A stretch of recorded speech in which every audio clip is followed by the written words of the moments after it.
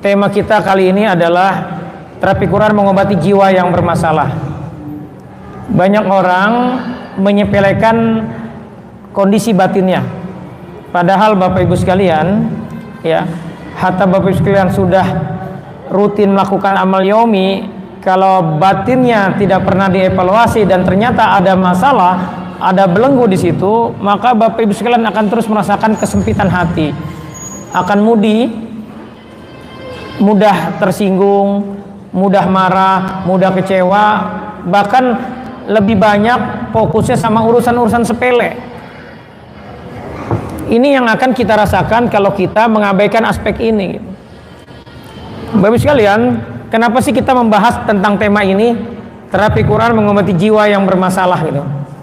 Jadi Bapak sekalian, kalau kita merenung cara Allah membuat kita bertakwa dengan cara apa, Bapak Ibu sekalian? Kemarin bulan Ramadan kan kita disuruh apa? Disuruh puasa, tujuannya apa?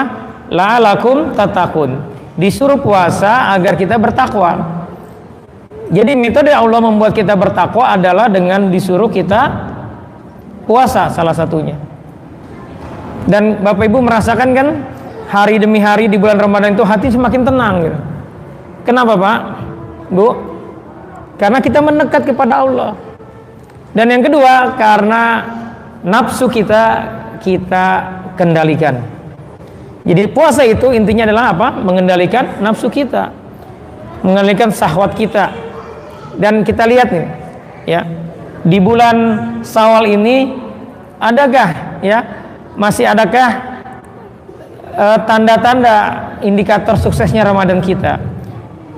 Ada 3 indikasi. Ini kaitannya dengan tema yang akan kita bahas, ya. 3 indikator sukses Ramadan kita. Yang pertama adalah kita mampu mengendalikan diri kita. Apa maksudnya mampu mengendalikan diri? Kita lebih sabar, kita tidak emosional. Kalau dulu sebelum Ramadan kita mudah tersinggung, mudah marah, maka kita evaluasi di pasca Ramadan ini kita balik lagi gak kayak mode dulu, gampang tersinggung, mudah marah, mudi, gampang kecewa gitu. Nah, kalau kita sudah bisa mengendalikan, berarti Ramadan kita insya Allah sukses gitu, ya. Terus buat yang bapak-bapak, masihkah kita, ya, mampu mengendalikan nafsu kita, syahwat kita, pandangan kita? Karena ujian bapak-bapak kan kata Allah yang pertama Pak, zuyina linasi hubus syahwat minan nisa. Jadi laki-laki Pak, yang pertama kali kata Allah disebutkan dalam Al-Quran, ditanamkan apa? Syahwat kepada perempuan. Maka ujian laki-laki sampai akhir zaman itu adalah perempuan. Fitnah wanita. Kalau ibu-ibu apa Bu ujiannya? Ya, setelah itu Allah sebutkan minan nisa wal banin, bangga sama anak-anak kita Pak. Kan gitu kan kalau orang tua. Jadi Bu, kalau ada ibu mau ke rumah orang katanya saya sibuk ya, ngomongin jangan lama-lama, ngomongin aja tentang anaknya, udah pasti lama ngomongin gitu. Karena setiap kita bangga sama anak kita gitu kan. Terus wal qanatiril muqantarati minad dahabi wal fiddah. Nah, ini ibu-ibu banget nih. Ya, bangga kita punya kecenderungan hati kepada siapa? Harta benda dari emas dan perak. Jadi kalau laki-laki ujiannya itu adalah perempuan, kalau perempuan ujiannya adalah harta. Maka promo Allah di surga itu buat laki-laki apa Pak? Bidadari, yang cantik, jelita, yang mulus, yang montok dan segala macam promonya. Kalau ibu-ibu apa promonya Bu? Di surga nanti ngapain Bu? Belanja. Ya, ibu-ibu kan hobinya belanja, puas hati ibu kalau dibeliin baju baru, tas baru, punya emas banyak gitu. Nah, itu nanti kita akan rasakan, ya. Kalau kita sekarang berjuang mengendalikan hawa nafsu kita, ibu, nanti akan begitu tuh. Belanjanya gratis terus Bu, selamanya mau apa aja ada gitu. Nah, kita evaluasi di Ramadan ini gimana kita bisa mengendalikan nafsu kita nggak Pak? Jangan-jangan kembali kita tergoda dengan nafsu kita gitu. Jadi yang pertama indikator sukses Ramadan adalah mampu mengendalikan diri kita. Ini penting kita evaluasi ya. Terus masih gak kita, ya, melakukan amal karena nafsu? Emang ada melakukan amal karena nafsu? Ada. Karena gini Pak, ya, kenapa saya detilkan ini ya terkait ini? Pasien di klinik saya itu bukan orang yang gak sholat, bahkan sebagian para ustadz, ustazah. Karena kalau dia nggak yakin sama Allah, nggak mau ke klinik saya, karena judul kliniknya aja udah terapi Quran gitu, ya. Pasti orang-orang yang memang paham, orang-orang yang tahu bahwa Quran itu mukjizat, syifa, penyembuh. Kalau yang nggak yakin sama Allah nggak mau. Kalau ada masalah pasti larinya kemana? Ya ke dukun dan sebagainya ya. Nah yang kedatang ke saya itu orang-orang yang yakin sama Allah. Tetapi saya melihat banyak orang yang sebenarnya di lingkungannya bagus dia, dikenal dengan ketokohannya, ya baik yang bapak-bapak maupun yang ibu-ibu, tetapi dia bermasalah di mana? Di sisi batinnya. Ini contoh yang paling ini minggu lalu. Saya menterapi, ini terapi kedua ya. Seorang ibu, keluhannya adalah dia mudah emosi dengan anaknya dan dia sedih karena punya anak pertama, sudah mau nikah, tetapi masih marah. Jadi sama calon itu berantem terus katanya gitu. Ya. Di sebelum Ramadan di terapi pertama, ibu ini saat di terapi itu gejerit kencang sekali, sampai dia nggak bisa mengendalikan. Saya bilang tahan bu, nggak bisa, teriak terus. Sampai saya jadi agak nggak enak gitu dengan tetangga karena terlalu kencang suaranya, ya nggak bisa. Akhirnya coba digali ada apa, coba tanya suami gitu. Nah minggu lalu datang lagi di terapi, akhirnya coba saya gali. Nah biasanya orang kalau dia ngejeritnya kenceng, ya itu pasti ada sesuatu di batinnya dan selalu nangisnya kenceng ya. Coba ya saya tanya ke ibu ini, ada gak ibu kekecewaan? Dia bilang gak ada, saya sudah ridho dengan suami saya, ridho juga dengan anak-anak. Bingung kan Pak kalau nanganin kasus kayak gini kan? Tetapi ibu ini usianya sudah lebih dari 40 tahun, ya punya anak, sudah mau nikah, kan pasti punya masa lalu. Nah orang-orang soleh model bapak ibu nih seringkali takjub dengan kondisi keimanan sekarang, lupa perilaku zaman dulu. Saya evaluasi, ujian ibu-ibu terbesar siapa bu? Halo, siapa ujian ibu terbesar? Suaminya. Maka faktor pertama kalau kasusnya di ibu-ibu, saya pasti evaluasi dia dengan suaminya. Saya tanya, ibu ada kekecewaan nggak dengan suaminya? Ini tolong diperhatikan dengan detail ya.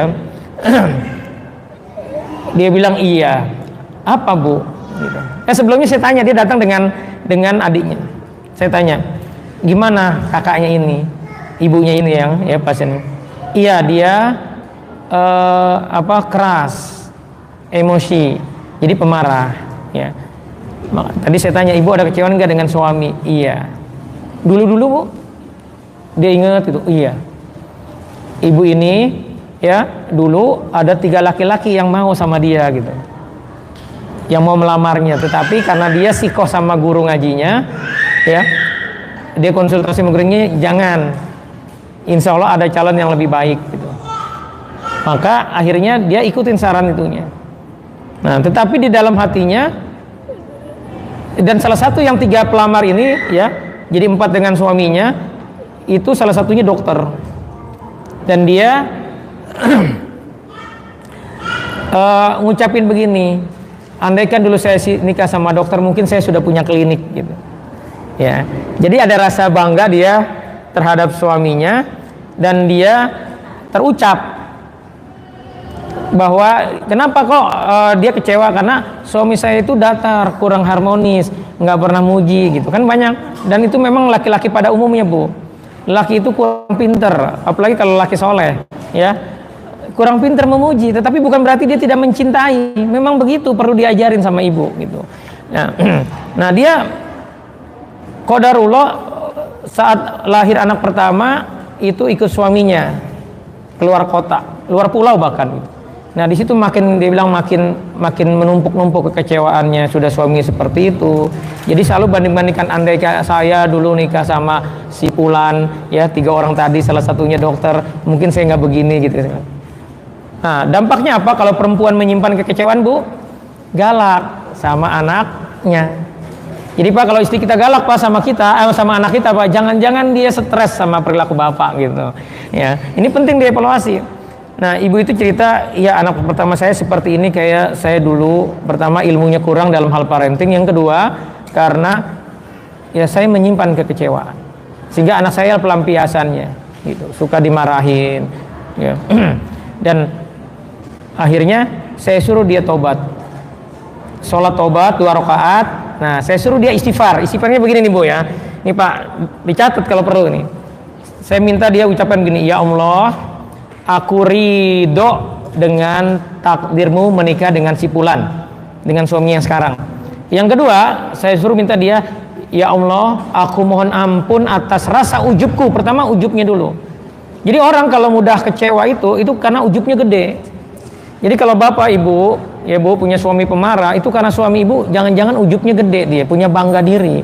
Atau pak kalau istri bapak dominan sama bapak, ya lebih galak, bapak kalah body sama istri, karena istri bapak jangan-jangan ada rasa ujubnya, mungkin orang tuanya orang kaya, saudaranya banyak, sehingga dia merasa ya bapak mah nggak ada apa-apanya gitu, ya. Sehingga akhirnya seorang istri bisa jadi dominan tuh sama suaminya, karena ada rasa ujub.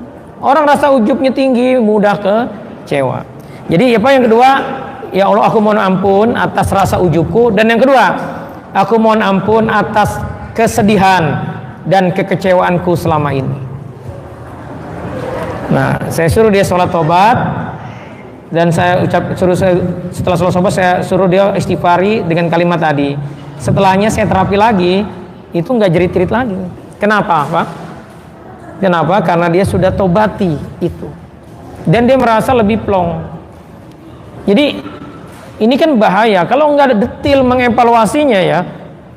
Main ruqyah aja, kita akan kebingungan, nih jinnya keren banget nih, susah dikeluarin gitu. Nggak ada istilah jin itu yang susah dikeluarin, karena Allah sudah kasih guidance. Pertama, ya, inna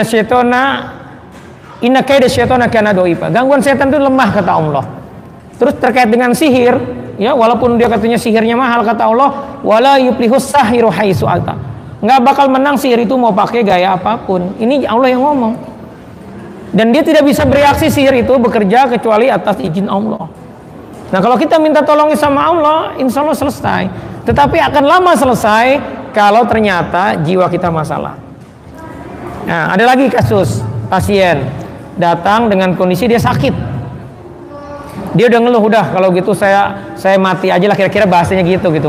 Bahkan dia bilang, nih udah hilang saja anggota tubuh saya, hilangin aja yang sakit itu, karena udah 6 tahun nggak sembuh-sembuh.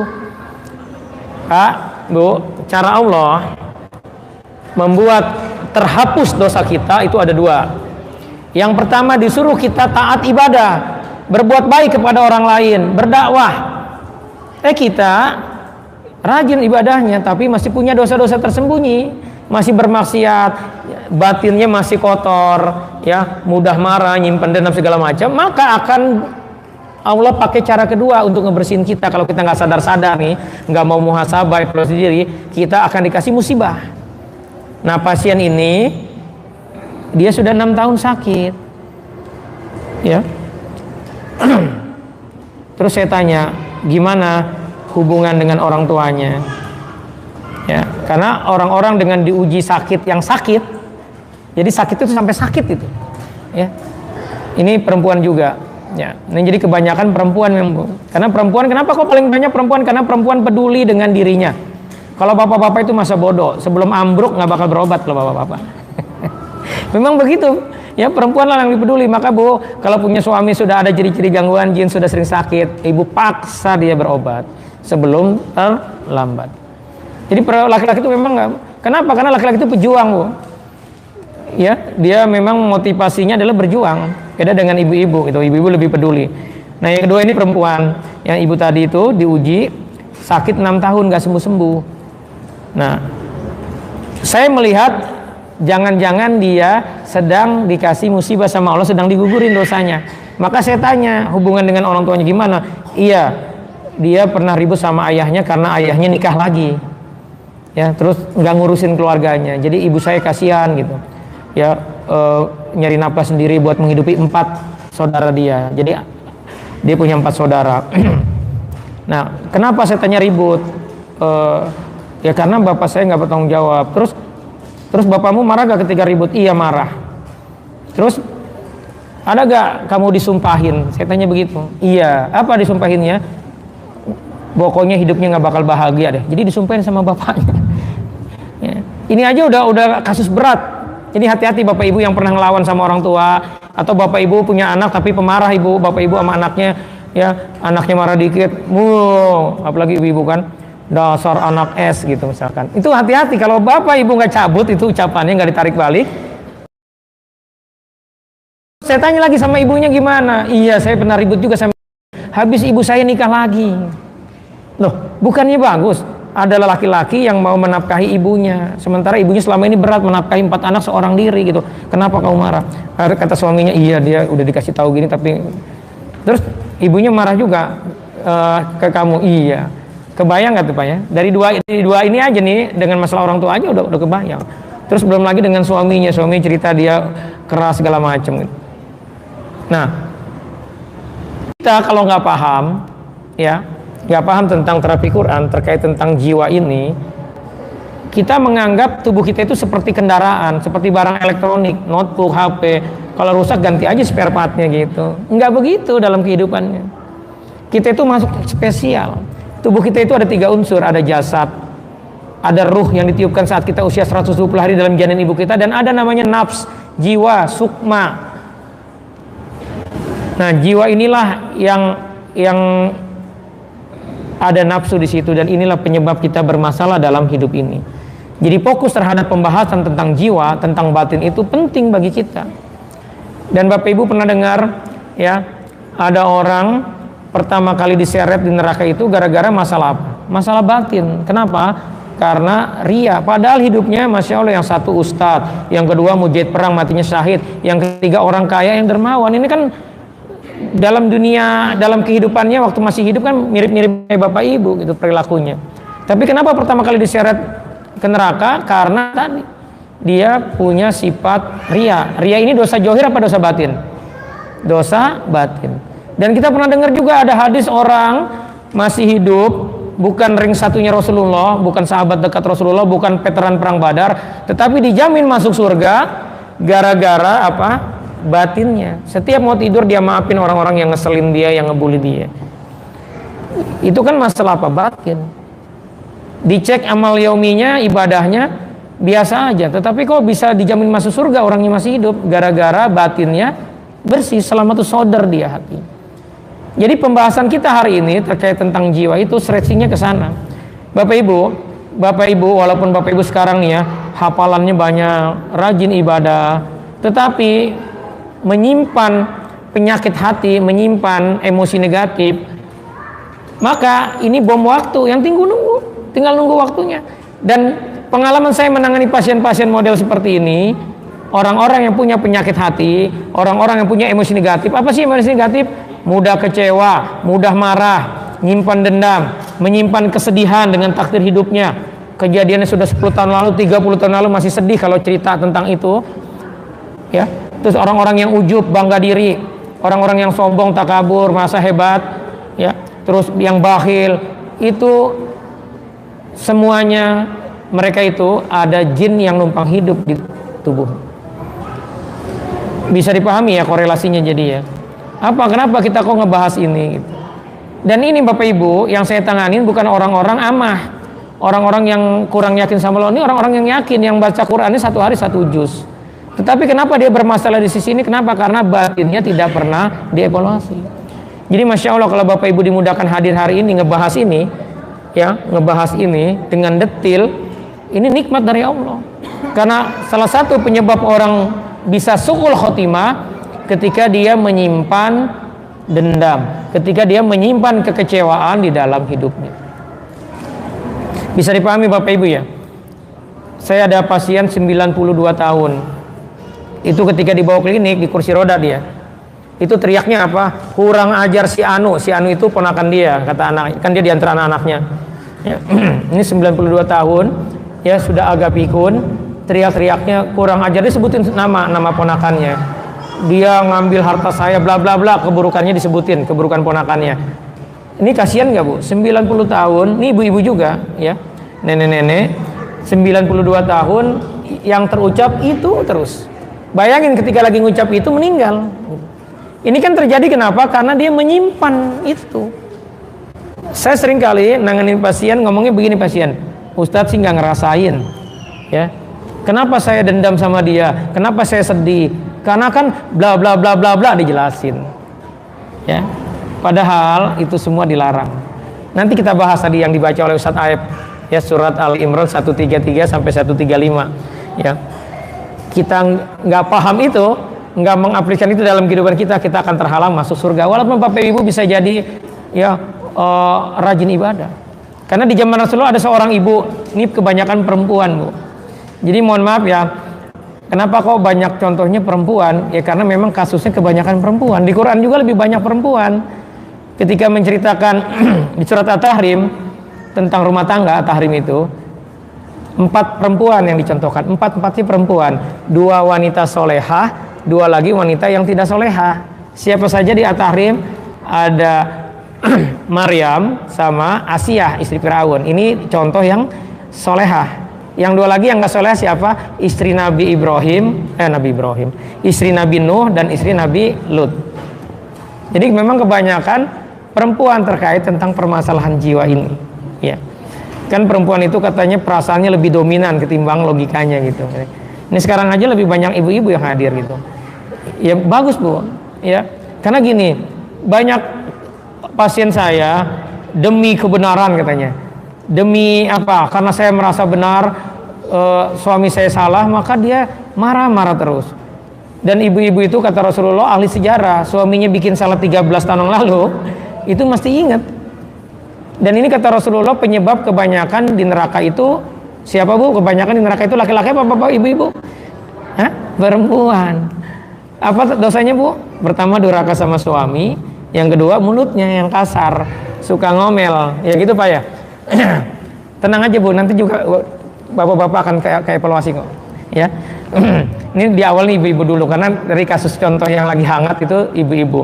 Jadi mereka bilang begini nih, ya ketika minta evaluasi, Ustadz saya kenapa begini, kenapa saya menyimpan kesedihan, karena bayangin saya dari kecil udah nggak punya orang tua, hidup saya susah, terus saya dijolimi begini, gimana saya nggak ini gitu. Inilah yang kita diminta ridho dengan takdir Allah. Nah susahnya di situ, sehingga akhirnya begitu sudah nikah, sudah punya anak, lupa dia dengan kondisi jiwanya yang dia menyimpan kesedihan itu. Padahal ya sebenarnya tampak dari apa? Dari emosinya.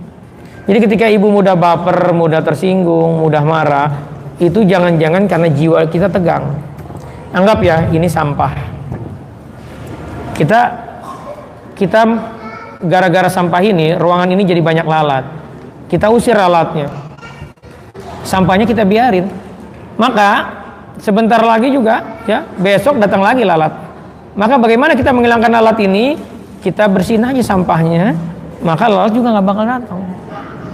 Nah kita kalau berani-berani menyimpan kesedihan, menyimpan dendam, emosi negatif, maka jiwa kita akan kotor, jiwa kita akan tegang. Jadi ibu, kalau ibu, bapak menyimpan kekecewaan, dendam, emosi negatif, hasad, iri segala macam, maka modenya itu mode tegang. Orang ngomong dikit aja nganggapnya nyinggung kita.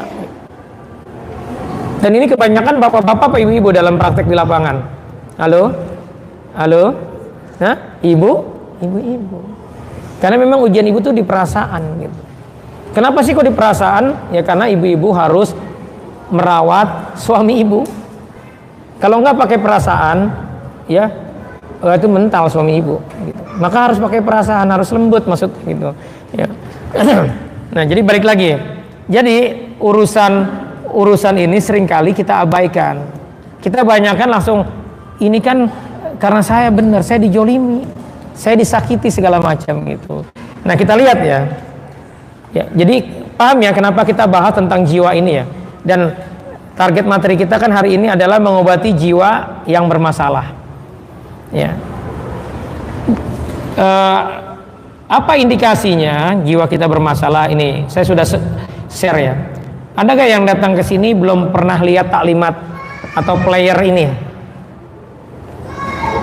Datang kemari belum lihat player ini? Ada? Ada, semuanya udah lihat berarti ya?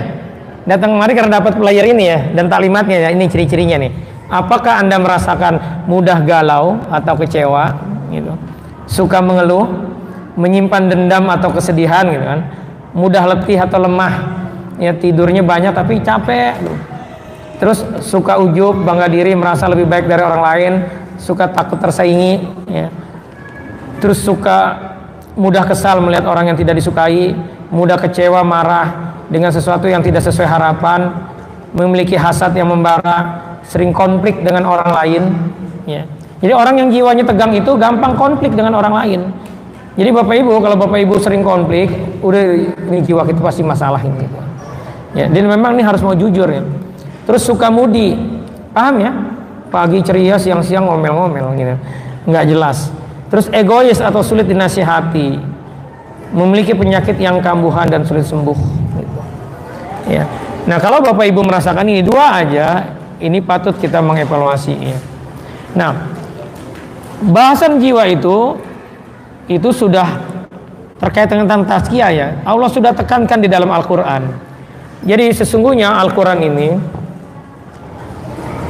ya, diciptakan Allah untuk mentazkiyah jiwa kita. Kita lihat ya. Ini saya mau menjelaskan kenapa sih urgensinya kita membahas tentang tazkiyatun nafs.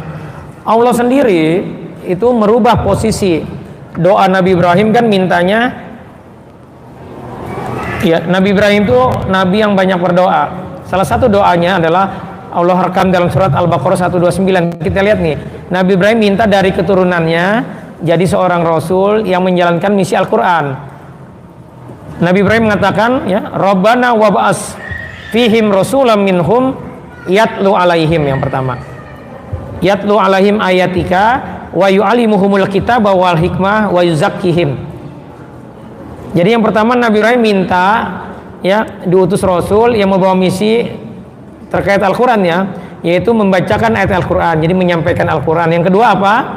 Mengajarkan kandungan Al-Quran, mengajarkan ilmu dan hikmah. Baru yang ketiga wa yuzakkihim, baru mensucikan jiwa dengan Al-Quran. Jadi tazkiyahnya nomor urut berapa? Nomor 3. Kita lihat jawaban Allah di surat Al-Jumu'ah ayat 2, di Al-Baqarah ayat 151 dan Ali Imran 164. Ini senada ya. Jadi Allah jawab di 3 posisi, di 3 ayat. Apa jawaban Allah? Huwallazi ba'atsa fil ummiyina rasulan minhum yatlu alaihim. Jadi yang pertama tetap yatlu alaihim ayatihi, menyampaikan ayat-ayat Allah, jadi menyampaikan isi Al-Quran. Yang kedua kita lihat, yang kedua tadi Nabi Ibrahim mintakan wa yu'allimuhul kitaba wal hikmah. Allah ditukar. Yang kedua jadi wa yuzakkihim, mentazkiyah jiwa. Baru wa yu'allimuhumul kitaba wal hikmah. Jadi proses tazkiyah itu jauh lebih urgent, lebih penting prioritasnya dibanding kita nuntut ilmu. Bapak Ibu merasakan nggak? Punya anak waktu SD bager banget, hafalannya banyak, begitu masuk pesantren pesakitan, nggak betah, keluar. Saya banyak menemukan kasus-kasus. Jadi kasus terbanyak yang kami tangani di klinik itu kasus rumah tangga. Ya. Yang kedua kasus anak-anak bermasalah. Dan sekali lagi yang datang itu bukan anak-anak orang ama, anak-anak yang tadinya bahkan sudah hafal Quran. Ini ada yang usianya sudah 25 tahun. Dulunya Ustadz, kata bapaknya, ini tuh di pesantren. Kalau saya sebutin ini pesantren terkenal di Indonesia. Dia dulu hafidh, sudah hafidh dan guru bahasa Arab sekarang ini. Tetapi akhlaknya Masya Allah. Saya usia bapak ini saat cerita usia 63 tahun nih. Saya capek dengan meladenin dia yang keras. Padahal perempuan. Nah ini kok bisa terjadi gini? Kenapa? Karena di dalamnya ada rija syaitan. Sudah ada rija syaitan. Kemarin kita sudah bahas ya, Bapak Ibu kalau yang belum paham silakan nonton aja di YouTube Terapi Quran Tangerang ya. Bahwa kita punya bisa polutan dari apa? Dari jin leluhur. Bapak Ibu yang takdir Allah punya leluhurnya yang senang klinik ya, punya khodam dan segala macam, maka punya potensi untuk apa? Untuk punya jin leluhur. Bapak Ibu kalau ada jin leluhurnya ternyata jinnya macan, ya udah gagah. Walaupun ibu perempuan, ibu ada jin macannya, udah gitu gede, itu suami ibu tunduk takut sama ibu. Gitu. Di jalanan bawaannya kalau kesenggol dikit pengennya marah. Itu udah tabiat itu. Ya. Kenapa? Karena dia sudah ada di jiwa kita. Gitu. Ya. Terus yang kedua jin kasab. Ini bapak-bapak kebanyakan. Dulunya pernah ngilmu, pernah dirajah, pernah dipasangin jimat, pasang susuk. Ya udah akan masalah jiwanya. Ada jin ya, orang yang ada jinnya itu ya pasti masalah secara perilaku, secara kejiwaan, termasuk secara kesehatan akan bermasalah. Ya. Dan yang ketiga jin sihir. Jadi kenapa dulu di SD kok bagus, di SMP, di SMA, terus saat kuliah kok jadi bermasalah? Karena bisa jadi jiwanya sudah terbelenggu, ada setan dari golongan jin di tubuh dia. Bisa dipahami ya? Jadi Allah merubah urutannya dari nomor 3 menjadi nomor 2 urusan tazkiyah. Terus kita lihat surat Asy-Syam. Surat Asy-Syam itu diawali dengan 7 sumpah. Jadi memahami Al-Quran Bapak Ibu, kalau ada surat diawali dengan kata sumpah, wal asr, wad duha, wal laili, itu kan sumpah demi masa, demi waktu duha, ya, itu artinya ada hal penting yang ingin Allah sampaikan. Nah Asy-Syam ini Allah bersumpah dengan 7 sumpah, wasyamsi waduha, wal qamari idza talaha, wan nahari idza jalaha, wal laili idza yasha, was samai wa man, wal ardi wa ma taha, wan nafsi wa ma sawaha. Ada 7 sumpah Allah. Lalu apa hal penting yang ingin disampaikan? Qad aflaha man zakkaha.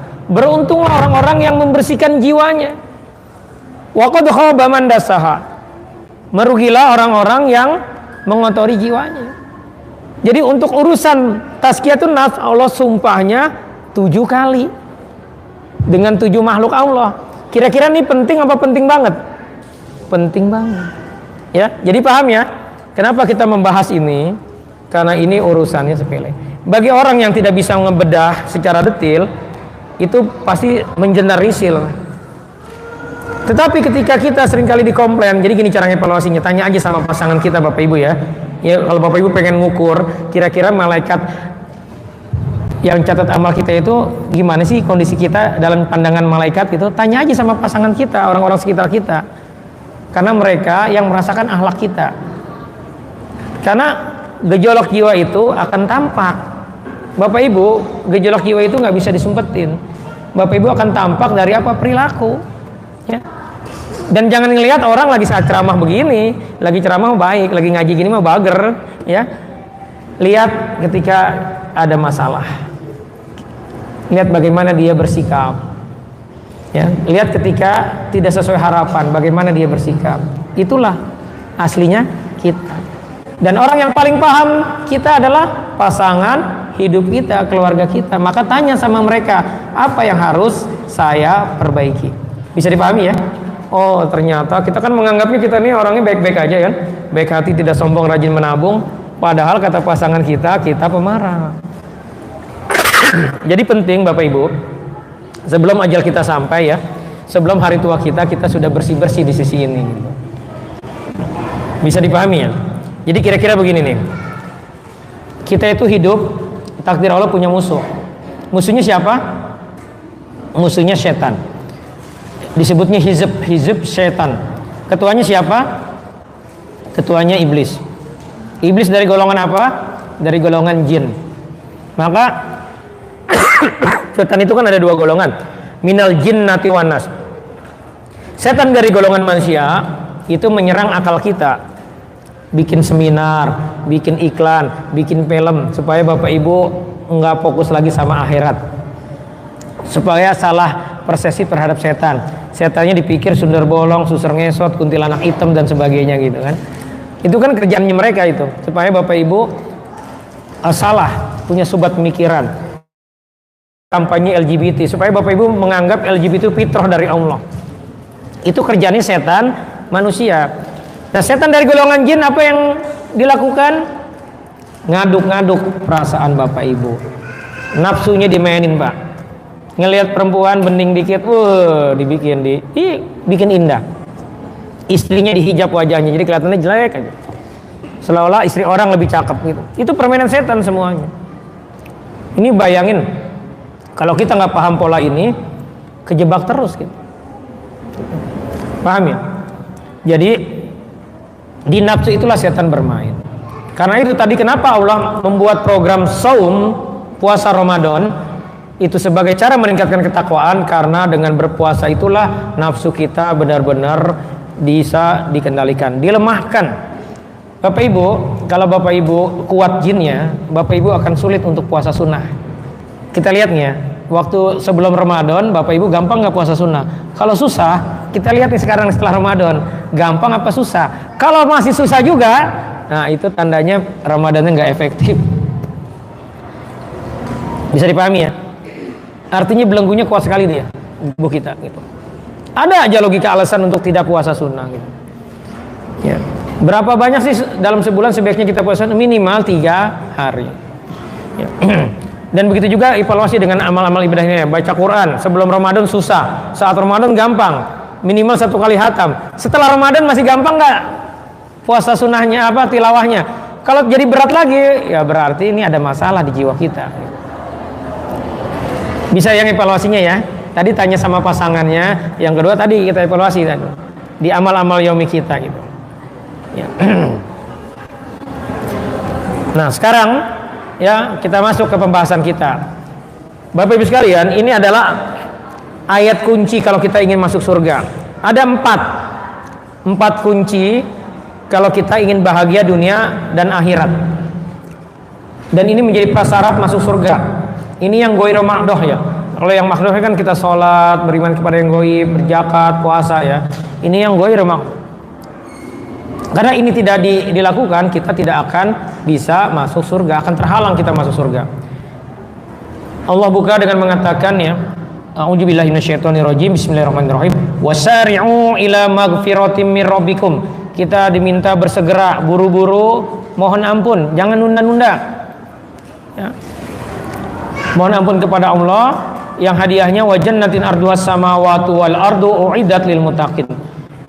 Hadiahnya surga seluas langit dan bumi diberikan kepada orang bertakwa. Ada 4 ciri orang bertakwanya. Pastikan ini ada. Yang pertama, alladzina yunfiquna fis-sarai wad-dharra. Yang mau berinfak ya, di kala lapang maupun sempit. Jangan bakhil kata Allah, jangan pelit. Nah, kita detilkan ini ya. Karena kalau saya cuma menyampaikan senang berinfak di kala lapang maupun sempit, tanggal muda maupun tanggal tua, masih banyak yang belum paham. Intinya jangan bakhil. Kalau mau masuk surga harus senang berbagi. Termasuk jangan bakhil dalam ilmu. Jangan bakhil dalam berkontribusi. Hitung-hitungan, enak banget ini. Ngapain saya aktif? Ngapain begini nih? Kalau modelnya kita begitu, itu berarti ada bakhil di hati kita. Paham Bapak Ibu ya? Jangan bakhil, jangan pelit. Senang nolong orang, senang berbagi. Kalau Bapak Ibu ternyata rezekinya cuma sekedar cukup, nggak banyak lebihnya, dan sulit untuk bisa berinfak, bantu dengan sisi lain, sisi ilmu, pikiran, tenaga, dan sebagainya. Artinya Bapak Ibu dikenal oleh orang itu tidak bakhil. Apa sih ciri orang nggak bakhil? Apa cirinya? Murah senyum. Nah tanya nih sama pasangannya, kita termasuk orang yang gampang senyum atau enggak? Termasuk Bapak Ibu evaluasi anak gadisnya ya. Kalau anak gadis kita jutek, susah senyum, disuruh nyuci piring pasti alasannya ada aja. Nah ini PR buat ibu-ibu terhadap anaknya, bapak-bapak juga. PR Pak. Evaluasi sampai sedetil itu, anak kita bakhil gak nih? Ya. Bisa dipahami ya Bapak Ibu ya. Jadi dan ini Masya Allah ya, kalau kita Pak nggak bakhil, orang itu senang sama kita. Ya, tahabu ya, tabadu tahabu. Jadi orang yang senang berbagi itu, maka dia akan mendapat cinta dari apa? Dari makhluk Allah. Termasuk Bapak baik sama binatang aja, binatang juga senang sama kita gitu. Ya. Jadi yang pertama apa? Jangan bakhil, jangan pelit kalau mau sukses dunia akhirat itu. Ya. Jangan hitung-hitungan. Di kantor aja kalau Bapak, Ibu kerja hitung-hitungan. Itu kan bukan job desk saya. Ya, setiap dikasih tugas, padahal di balik itu bisa jadi ada challenge pengen ditantang nih dia jadi naikin. Tapi kita lihat orangnya hitung-hitungan enggak. Bapak Ibu kerja hitung-hitungan enggak bakalan jadi apa namanya? Masuk dalam top manajemen. Jadi harus apa? Harus murah hati. Jangan bakhil, jangan pelit. Itu yang pertama. Yang kedua kata Allah, wal kadhiminal ghaiz, mampu menahan marah. Jadi jangan pemarah, jangan gampang ngegas, gampang kecewa, gampang tersinggung. Jadi harus apa? Lawannya apa tuh? Lawan jangan pemarah apa? Harus sabar, harus tawadu, harus lembut. Ya, harus sabar kita. Nah, saya bikin survei beberapa tahun yang lalu. Saya survei sama ada sekitar belasan orang yang saya survei. Jadi saya penasaran kenapa orang ini jasadnya utuh gitu. Yang pertama mungkin tahu ya, Kiai Haji Abdul Muin itu orang Benda sini dekat bandara. Saat pembangunan jalan tol itu kuburannya kena kebongkar. Begitu dibongkar jasadnya utuh, meninggal tahun 80-an, jadi sudah 20 tahun lebih dikubur, jasadnya utuh. Saya tanya sama ponakannya udah usia 60. Kenapa kok bisa Kiai Jadlungin jasadnya utuh? Oh dia mah kayak perempuan. Maksudnya gimana Pak kayak perempuan? Orangnya lembut banget, sabar. Tuh. Terus ada lagi bibinya mertua saya. Itu saat terjadi penggalian kuburnya, padahal meninggalnya sudah lama, sudah belasan tahun, itu jasadnya masih utuh. Saya tanya sama ibu mertua saya, memang apa amalannya dulu? Dia orangnya sabar. Suaminya ini, tapi dia sabar. Apa tuh jadi katanya sabar. Ada lagi yang di Polres ini, saat di Royal ya, di Bau itu ada jasadnya utuh, bapak-bapak. Nah saya tanya sama yang kenal, kebetulan teman saya kenal, apa amalan dia waktu hidup? Dia dulu tukang sayur, itu kalau dia lagi mangkal gitu, anak-anak suka ngambilin sayurnya, tapi dia nggak marah, orangnya sabar. Jadi kata kuncinya apa? Mereka sabar. Jadi sabar itu Bapak Ibu, hadiahnya apa? Surga. Pak, kalau kita pengen marah nih, bisa marah sebenarnya, sabar. Ya kata Rasulullah dapat berapa? 72 bidadari Pak, bukan satu Pak, 72. Ya, kita sebagai orang beriman tuh harusnya seperti Bilal Pak. Bilal itu saat sakaratul maut itu senyum-senyum Pak. Istrinya bingung, kenapa kamu senyum-senyum gitu kan? Gimana saya nggak bahagia, kata Bilal. Besok saya akan ketemu orang yang saya cintai. Siapa kira-kira maksudnya? Ketemu Rasulullah. Jadi para sahabat itu obsesi akhiratnya tinggi. Maka Bapak Ibu kalau pengen hidup ini ya bisa sabar, nggak marah, nggak gampang tersinggung, maka obsesinya harus akhirat. Ya, nih perilaku para sahabat dulu. Kita lihat nih, Pak. Kalau dia baca surat Hud, di sini ada yang baca surat Hud, terus ketemu ayat 15 surat Hud sama ayat 16 nangis, ada nggak? Para sahabat kalau ketemu baca tilawah Quran ya, dia baca Quran ketemu surat Hud ayat 15 dan ayat 16 nangis. Kita lihat nih isinya apa sih? Kenapa mereka nangis? Nih, Pak. Ya, a'udzubillahi minasyaitonirrajim. Bismillahirrahmanirrahim. Man kana yuridul hayatad dunya wa zinataha nuwaffi ilaihim a'malahum fiha wa hum fiha la yubkhasun. Balasannya niscaya kami berikan kepada mereka balasan pekerjaan mereka dunia dengan sempurna dan mereka dunia tidak akan dirugikan. Jadi kalau kita beribadah niatnya dunia dapat, pengen popularitas, pokoknya pengen dunia lah, pengen uang, itu insya Allah dikasih sama Allah. Tapi ini ancamannya. Ulaika ya, surat Hud ayat 16-nya, ulaikal ladzina laisa lahum fil akhirati illan nar wa habita ma sana'u fiha wa batilum ma kanu ya'malun. Itulah orang-orang yang tidak memperoleh akhirat kecuali neraka, dan lenyaplah di akhirat itu apa yang telah mereka usahakan di dunia dan sia-sia apa yang mereka kerjakan. Ini adalah persis kisah tadi yang 3 orang diseret pertama kali ke neraka karena riya. Ibadah berharap dunia. Ibu-ibu, kalau ibu-ibu melayani suami niatnya bukan karena Allah, tapi supaya suami jangan buka cabang lagi, itu nggak ikhlas. Hati-hati. Maka orang nggak ikhlas, kata Allah, siap-siap aja kecewa. Bapak-bapak kerja semata nyari uang, capek Pak. Tapi bagaimana kerja itu nyari nafkah? Karena nyari nafkah itu perintah Allah. Ada dosa yang tidak bisa gugur dengan istighfar kita, tapi dia bisa gugur dengan kita bekerja nyari nafkah. Diomelin bos capek kita, tapi kita tetap sabar. Maka itu menggugurkan. Jadi Bapak Ibu, hati-hati dengan hati kita ya. Jadi hati-hati dengan hati kita. Karena Allah itu sangat peduli dengan hati kita. Jadi Allah itu fokus banget sama hati kita. Innallaha la yanzuru ila suwarikum wa amwalikum walakin yanzuru ila qulubikum wa a'malikum. Sungguh Allah tidak melihat kepada bentuk, rupa dan harta kalian, akan tetapi Allah hanya melihat pada hati dan amalan kalian. Jadi waspadalah Bapak Ibu sekalian ya, dengan hati kita ya. Jadi balik lagi, kalau kita pemarah, jangan-jangan karena kita mudah kecewa. Kenapa kita kecewa? Jangan-jangan niat kita dalam beramal bukan karena Allah. Apalagi kalau Bapak Ibu gampang keluar grup.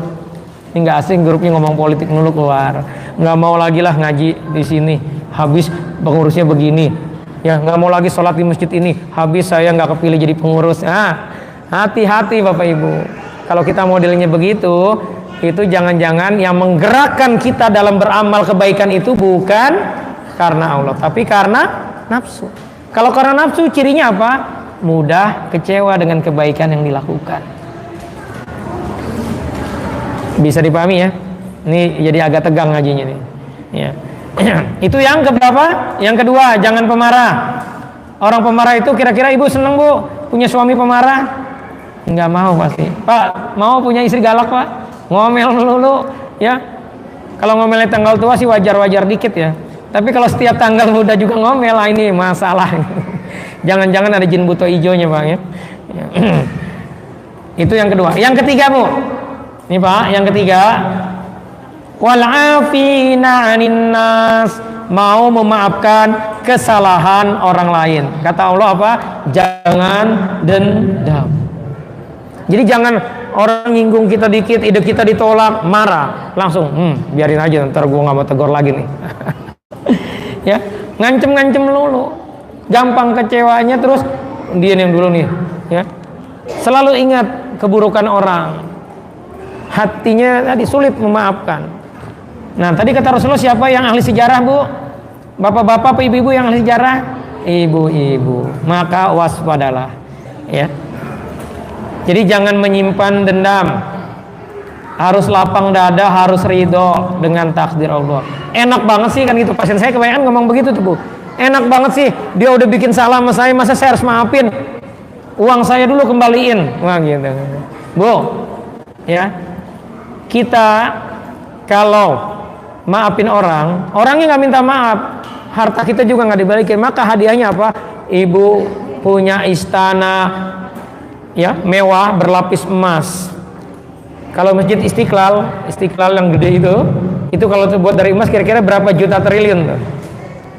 Itu diberikan kepada kita, orangnya nggak minta maaf, tapi kita mau maafin karena Allah. Ibu udah punya tuh istana mewah. Suami ibu bikin salah, ibu nggak minta maaf. Udah biarin aja. Begitu juga Pak, ada tetangga kita bikin salah nggak mau minta maaf, kita maafin aja. Kenapa? Karena kita berharap ridho Allah. Karena gini, kadang kita yang materialisme, kalau ada orang salah sama kita, dia datang sama kita ngasih duit 2 miliar. Saya mau tanya nih sama Bapak Ibu, ngasih duit 2 miliar, dimaafin nggak salahnya? Dimaafin. Itu 2 miliar. Allah ngomongnya jutaan triliun. Kurang yakin sama Allah, kata Allah jangan dendam, kita tetap aja nggak bisa. 7 turunan pokoknya saya tidak akan tegur-teguran dengan dia. Oh, ini bahaya banget ini. Terus dengan kondisi udah terucap begitu masih pede pengen masuk surga. Padahal syarat masuk surga harus mau memaafkan kesalahan orang lain. Bu, orang lain suruh maafin, apalagi suami, apalagi istri Pak, apalagi mertua. Bisa dipahami ya? Ini kita evaluasi nih, kita orangnya dendaman nggak? Ini evaluasi juga ke anak-anak kita. Dendaman nggak anak kita? Kalau dia dendaman sulit dia, sulit sukses, sulit maju, mudi terus. Kenapa? Karena orang dendam itu menyimpan sampah di jiwanya. Jiwanya tegang, modenya on terus, modenya defense terus. Pokoknya kalau ada orang berusaha baik sama kita, ini kayaknya ini nih mau nyerang kita. Ini hati-hati. Ini kita nggak evaluasi dengan detil, berat. Tapi kan begini orang. Tapi kan dia menjolimi kita, di belakang saya suka gosipin kita. Bu, ada yang suka kesel di sini kalau digosipin orang, Pak? Ada suka kesel gitu kita kalau ada teman kita cerita kamu digosipin lu sama si fulan gitu. Tahu gak Pak artinya digosipin apa? Dosa kita lagi diambil sama dia. Biarin aja. Allah itu Masya Allah ya, Allah itu peduli banget, sayang banget sama kita. Jadi kalau kita dijolimi gitu. Jadi tadi saya baca tadi pagi ada baca quote begini, ya Allah, si fulan itu selalu ngomongin saya, dia pengen saya begini. Ya, dia jadi ini ceritanya mengadukan masalah. Terus di quote itu, ini quote-nya quote di sosmed ya, postingan di sosmed, kata di situ ditulisnya Allah bilang itu bukan masalahmu, tapi masalah dia gitu. Paham ya maksudnya ya? Jadi kalau kita digosipin orang itu gugurin dosa. Bahkan jangan-jangan ya kita belum pergi haji dia udah habis dosanya ya. Maksudnya amal dia sudah, kita nggak pernah melakukan amal banyak, tapi karena sering digosipin orang, jadi banyak amal-amal kita, pahala kita. Jadi nggak usah kesel, nggak usah marah, udah biarin aja. Bahkan Imam Ahmad itu konon katanya ketika dia tahu digosipin orang yang gosipinnya dibuahin buah sekeranjang, kaget kan? Kenapa? Terima kasih kamu sudah gosipin saya, sudah gibahin saya, artinya kan apa? Kamu sudah ngambil dosa saya. Enak gak tuh dosanya diambil? Ya, enak gak Bu? Ya, ini janji ya, jangan marah lagi kalau dengar kita digosipin gitu. Ya, halo. Ya. Makanya pastikan kita semuanya harus karena Allah ya, dan paham ilmunya. Itu yang keberapa? Yang ketiga. Kita ulang ya. Yang pertama apa tadi kata Allah? Jangan pelit, jangan bakhil, jangan hitung-hitungan kalau hidup di dunia ini. Yang kedua apa? Jangan marah, jangan gampang marah, jangan baperan, harus sabar, harus lembut, harus tawadu. Ya, ini susah kita nggak gampang tersinggung kalau nggak tawadu. Tawadu, tahu tawadu? Tawadu itu pokoknya ngeliat orang lain katanya lebih hebat dari kita lah. Kita merendah, bukan rendah diri ya, tapi rendah hati gitu. Terus yang ketiga apa? Jangan menyimpan dendam, jangan dendam. Jangan dendaman jadi orang. Nah yang keempat kata Allah, waladzina idza fa'alu fahisyatan aw zalamu anfusahum zakarullah fastaghfaru li junubihim. Kalau mengerjakan perbuatan keji atau bikin dosa, menjolimi diri sendiri ini, jadi bikin dosa-dosa tersembunyi Pak, ya, maka segeralah mohon ampun. Jadi buru-buru taubat. Jadi yang keempat itu cirinya dia adalah senantiasa dia evaluasi diri dan mau bertobat, mau tazkiyatun nafs, membersihkan hatinya dari apa? Dari dosa. Jadi segera istighfar, jangan sampai suami istri berantem, tidurnya misah, besok pagi masih belum tegur-teguran juga. Jadi jangan tidur sebelum baikan dulu, udah ngalah aja Pak, nggak penting itu, benar. Hal yang tidak dipahami oleh manusia, oleh kebanyakan suami istri, menganggap gini, biasa kali suami istri sering berantem. Salah itu ucapan itu. Suami istri sering berantem itu berarti sedang dalam perangkap setan. Maka jangan tidur sebelum kita baikan dulu, udah minta maaf, ngalah aja, ngalah Pak ya, karena itu menyelamatkan akhirat kita ya. Jangan ditunda-tunda, karena kalau besoknya ajalnya sampai, nangis-nangis nanti kita ya. Jadi yang keempat apa?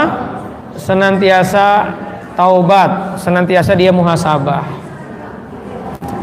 Nah, coba evaluasi Bapak Ibu yang punya masalah hari ini. Pasti kan kaitannya karena itu tadi, empat tadi, karena bakhil, hitung-hitungan, enak banget nih tetangga nih, numpang terus, minjem terus gitu kan. Ya, kesel kita. Akhirnya bawaannya ngelihat tetangga itu sempit di hatinya. Enak banget sih dia, wah, gitu.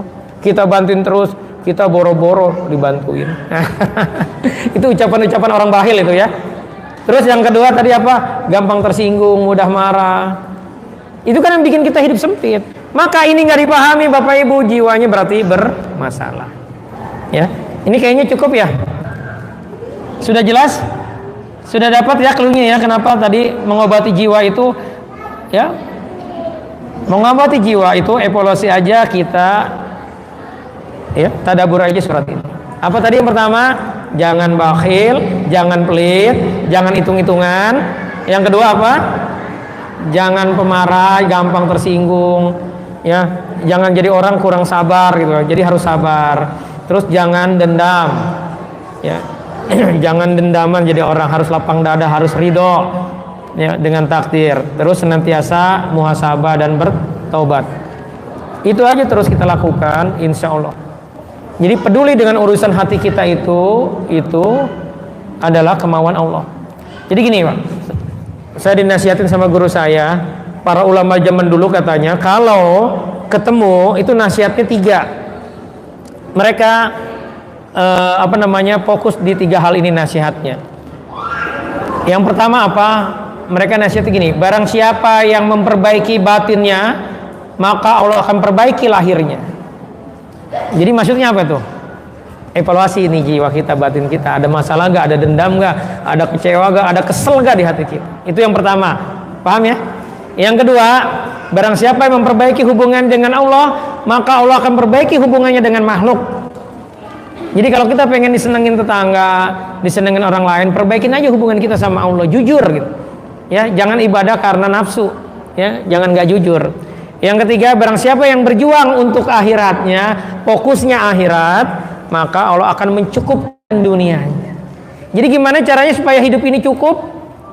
Fokus aja akhirat, berjuang untuk akhirat. Dan Bapak Ibu nih, satu pesan saya ya. Ini nasihatnya para ulama ini. Jangan mudah takjub dengan dunia.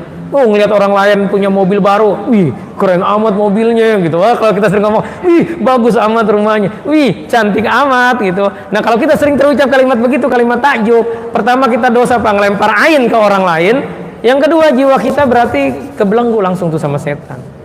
Maka orang-orang model kayak gini pasti berat menjalankan 4 hal tadi tuh, yang kemauan Allah di surat Ali Imran 133 sampai 135 gitu. Ya, ini bagian yang harus dievaluasi. Jadi koreksi batin kita supaya hidup kita bahagia. Yang jadi konsen kita acara hari ini apa? Yang jadi konsen bukan banyaknya peserta, bukan bagusnya materi. Yang jadi konsen apa? Berpahala gak kita datang ke sini? Gimana caranya supaya berpahala? Niatnya karena Allah. Yang kedua apa? Kita tidak maksiat di tempat ini. Jangan di sini malah gosipin orang, aduh repot tuh. Ya. Ya, walau miswab, ya saya serahkan ke pembicara. Silakan kalau ditanyakan, nanti kita lanjut praktek ya. Pastikan Bapak Ibu ada wudhu ya. Ya kalau lagi haid gimana? Silakan. Yang nomor 3, jangan dendam. Wal'afina anin nas, mau memaafkan kesalahan lain itu artinya jangan dendam, jangan menyimpan dendam. Jadi evaluasi Bapak Ibu ya. Hari ini tanya sama anak-anaknya, Pak. Apalagi kalau Bapak udah di atas 60 tahun usianya, Ibu di atas 60 tahun, tanya sama anaknya, nak kamu ada dendam nggak? Ya. Termasuk tanya sama anak, kamu udah ada dendam gak sama abi, sama ayah gitu, sama umi, sama mama, sama ibu? Tanya, bener-bener tanya ini. Kalau anak kita ternyata nyimpen dendam, ya saya dendam sama si anu, saya kesel sama guru ini, itu bahaya. Ajarin, ini dari kecil dia sudah biasa selamat saudara. Ini nggak diajarin, nanti sampai tua usia 60 tahun aja masih menyimpan kesedihan. Iya. Silakan kalau ada yang bertanya. Yang bertanya ini buat bertanya.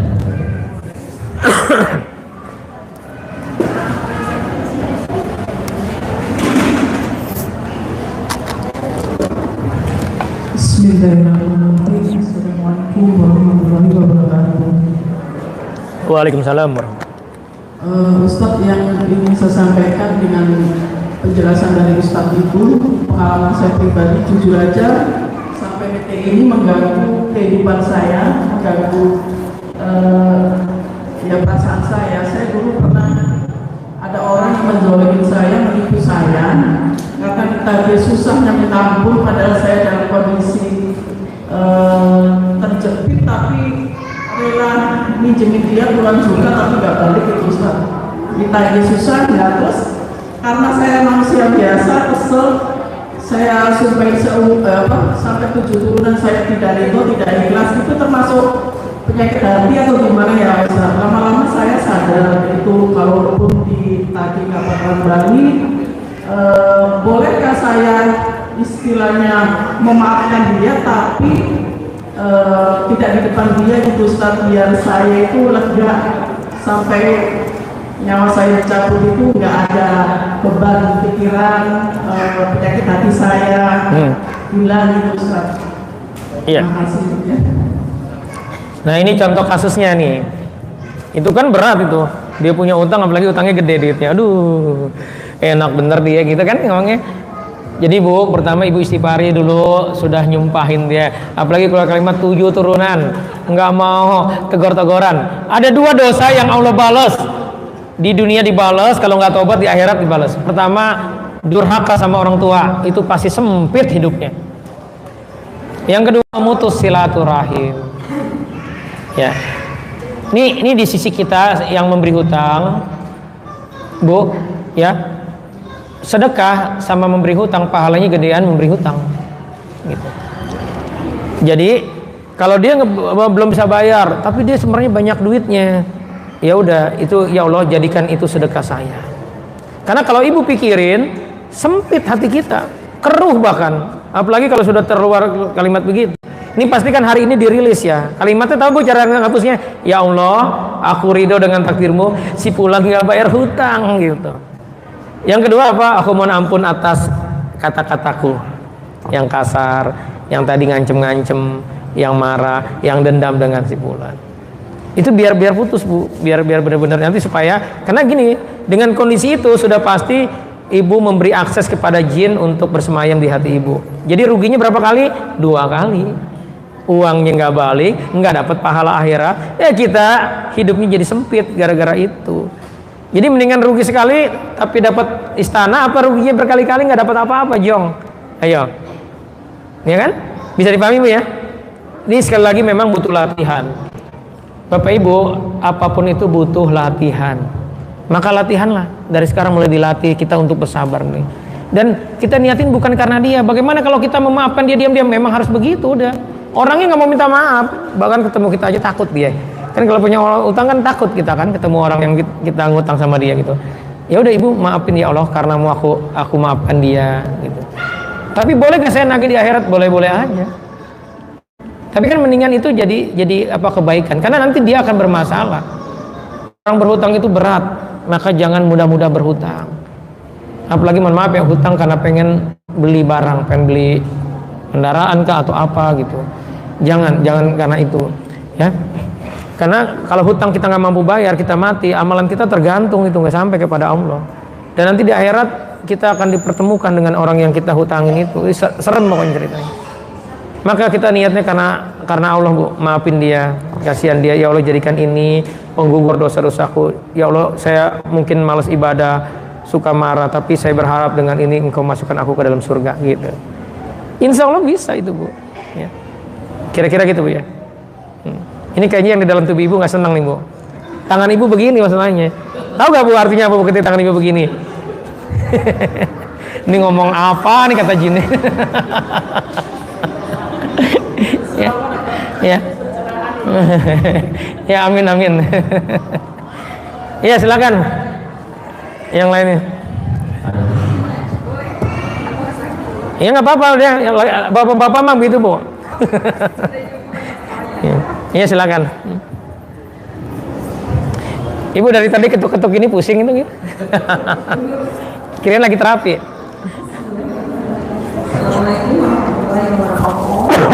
Waalaikumsalam warahmatullahi wabarakatuh.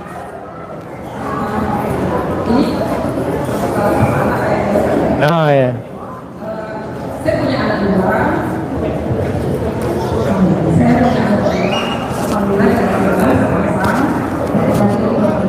Allahumma barik. Dalam hal fikih ini, saya memang agak sulit mengendalikannya apalagi saat mereka berbuat salah dalam beribadah. Mereka sudah mulai menghafal Al-Quran, tapi di saat membaca Al-Quran asal-asalan. Terus dalam hal sholat juga seperti itu. Kadang sholatnya bulat. Nah, saya memarahi dia karena juga merasa itu terlalu berlebihan gitu. Tapi saya sadar habis itu minta sadar dan menyesal. Terus dalam sholat saya bilang sama Allah, ya Allah, aku memang marah sama mereka ya Allah, tapi marahnya karena engkau pernah melanggar peraturan yang sudah disampaikan, yang melanggar cara-cara ibadah yang benar. Padahal mereka tahu. Apakah Usia berapa anaknya bu? yang laki-laki usia 14 tahun, insya Allah lagi 14 tahun, yang perempuan 12 tahun. Nah, dua-dua insya Allah dalam proses dalam menghafal Al-Quran. Iya. Dan saya mengendalikan marahnya ini susah. Ini bukan nggak sholat ya? Mereka sholat, Hmm.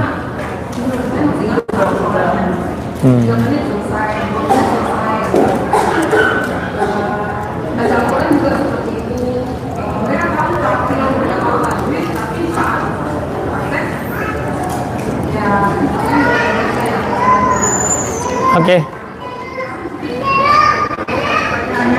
Iya. Ini kayaknya butuh 1 jam ini. Ya. Nanti Ibu bantu ini ya, nonton juga kajian parenting saya di channel YouTube Terapi Quran Tangerang. Jadi gini, Bapak Ibu terkait dengan anak. Pertama, jangan pernah marah sama anak. Anak itu produk kita. Saat Allah serahkan, dia dalam kondisi apa? Polos. Bahayanya apa kalau kita marah sama anak? Kenapa nggak boleh marah anak? Karena kalau kita marah sama anak, Allah akan marah sama anak kita. Apalagi mohon maaf Bapak Ibu kalau mudah nyumpahin anak, dasar anak setan, dasar anak bla bla bla bla bla. Kasihan bener anak kita itu. Mungkin kalau disuruh milih nggak mau jadi kali punya orang tua kita gitu. Jadi jangan pernah. Terus gimana dong? 14 tahun dan 12 tahun sholatnya belum benar, bapaknya salahin. Ya Pak? Kenapa? Ngapain aja Bapak? Ya kan kapan anak mulai disuruh sholat? Kata Rasulullah, usia 7 tahun. Kapan boleh dipukul kalau dia nggak sholat? Usia 9 tahun. Berapa lama belajar sholatnya? 10 tahun ya. 3 tahun belajar sholat. Maka fokuslah jadi orang tua itu anak, makanya perhatiin. Nih anak sholatnya rajin. Ya tapi kok rukunya buru-buru. Berarti dia belum paham nih. Ruku buru-buru itu nggak boleh. Itu pencuri sholat. Maka sini Nah kamu perbaiki Kalau dalam seminggu kamu perbaiki rukumu, ini nih duit nih, dikasih duit. Jadi manfaatin uang kita untuk motivasi dia. Bu, waktu ibu jadi anak-anak, bapak jadi anak-anak Pak, enakan dinasihatin sambil diomelin dulu apa sambil lembut orang tua kita nasihatinnya gitu, sambil disuruh. Enak mana gitu? Kan enakan ngomongnya pelan-pelan kan. Maka sama anak jangan pernah marah. Ya. Terus juga jangan bikin anak supaya jadi durhaka sama kita dengan selalu kita salah-salahin. Ya. Jadi ya Bu, ya. Terus gimana tadi doanya Ibu gimana Bu? Ya Allah saya marah karenamu gitu. Bu, itu mah kitanya aja yang pemarah. Nah, evaluasi juga ini. Mohon maaf ya. Evaluasi Ibu ada gak tadi tuh? Guncang tadi itu. Kalau ada, itu sulit. Ya apalagi mohon maaf kalau kita sebagai orang tua nih ibu-ibu menyimpan kekecewaan terhadap suami, terhadap mertua. Ini kan ujian ibu itu kan, suami, anak, mertua itu ujiannya. Nah kalau ibu ada benci, kesel dengan mereka, itu anaklah yang jadi korban. Ya ibu-ibu nanti pulang dari sini peluk anaknya minta maaf. Nah mulai hari ini saya tidak akan marah lagi sama kamu, tapi saya akan tegas. Nah bapak-bapak, ibu-ibu kebanyakan jurusnya marah bukan tegas. Nah kamu saya kasih HP, tapi kalau kamu main game, kamu buka konten, saya ambil HP-nya ya. Anaknya bikin salah, melakukan tadi pelanggaran, nggak berani diambil, cuma dimarahin doang. Ambil, tegas. Kalau perlu bikin perjanjian di atas materai. Boleh gak sama anak pakai di atas materai? Boleh. Yang nggak boleh itu marah. Ya, jadi bapak ibu sama anak bersabar-sabar aja. Ya, pegang hatinya. Pak kalau anak sering kali diomelin, itu nanti percaya dirinya rendah, nggak pede dia. Apalagi dia baru punya ide begini, mencoba gini, jangan nanti begini sih kita larang-larang terus. Itu nanti dia nggak bakal explore. Akhirnya apa? Generasi stroberi jadinya. Iya, anak-anak sekarang nih kelemahan ini saya ngevaluasi ya. Karena saya banyak nangani kasus anak-anak remaja itu kritik thinkingnya kurang. Kenapa? Karena serba difasilitasi. Punya PR ibu-ibu yang rempong, nanyain PR-nya ke tetangga, ke temenin halaman berapa PR-nya segala macam gitu. Bang biarin aja dia yang iniin. Sehingga dia punya critical thinking, itu penting ya. Nanti saat dia punya masalah, saat dewasa dia tahu solusinya, oh begini. Tapi kalau itu nggak pernah dilatih, bapak ibu ambil terus tanggung jawabnya, itu jadi masalah. Ini ngejawab nggak Bu? Ya, jadi ya orang tuanya harus sholat tobat, istighfari. Kenapa usia 14 tahun masih seperti itu? Dan sebenarnya memang ini fenomena di remaja kita. Ya kalau masih begitu sabar aja, ingetin lagi terus, ingetin terus. Memang tugas kita ngingetin. Ya, sampai kapan batasannya? Nah unik memang di Indonesia. Kalau di Arab sana balik itu sudah dilepas gitu, tapi kan di Indonesia pola pendidikannya nggak begitu.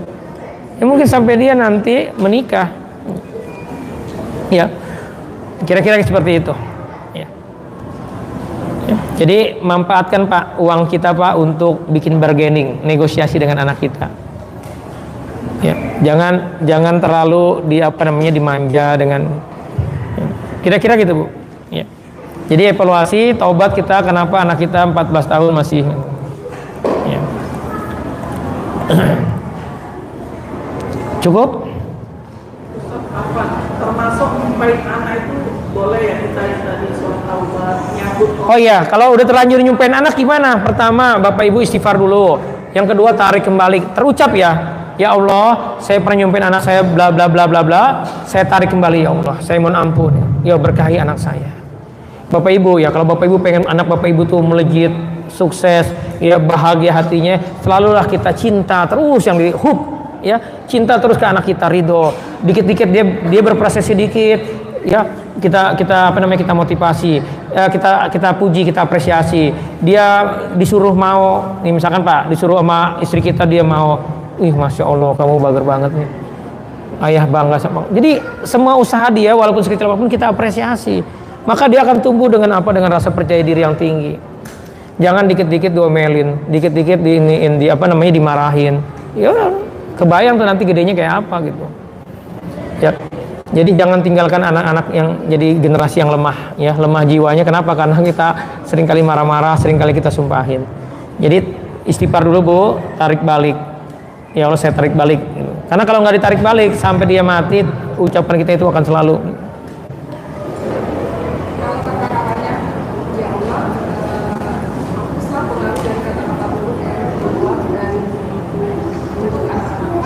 Bisa gitu, iya. Aku ridho dengan anakku, ya. Bisa insya Allah seperti itu. Intinya kita ngaku salah. Jadi esensi tazkiyah, ini kata kunci kita terakhir ya. Esensi dari tazkiyah itu adalah apa? Nah sebelum ini, kalau kita mau mengendalikan nafsu kita, sering-seringlah puasa. Terus kalau nggak puasa gimana? Atur pola makan. Makannya jangan terlalu banyak. Makan banyak itu ternyata bikin jiwa jadi keras, hati jadi keras, ya. Jadi sering puasa, maka insya Allah ya kita akan mudah tuh mengendalikan emosi kita. Yang kedua, jaga ucapan. Falyaqul khairan aw liyasmut, berkata baik atau diam, udah itu aja, ya. Yang ketiga, jaga pandangan, Pak. Ibu-ibu juga disuruh jaga pandangan sama Allah, ya. Terus jaga pendengaran. Ada orang gosip jangan kita deketin. Apa nih? Kayaknya menarik, ya. Jangan ini. Ya. Karena nanti ngerusak hati kita. Terus jaga hati ya dengan tazkiyatun nafs, dengan siasa kita membersihkan diri. Apa sih esensi dari tazkiyah? Esensi dari tazkiyah adalah taubat, kembali kepada Allah dengan apa? Ngakui dosanya, kesalahannya. Ibu-ibu jangan begini, dibilang suaminya cerewet, kan nanya nih ibu-ibu tadi saya suruh tanya, apa yang harus diperbaiki? Iya kamu cerewet. Iya sih, tapi itu artinya belum ngaku. Masih ngeles gitu. Jadi ngaku dulu dosanya, kesalahan kita akui, lalu kita sesali dan kita istighfari sambil terus berusaha memperbaiki. Baik, ya itu ya. Insyaallah kita lanjutkan dengan praktek. Ya silakan dibuka botol.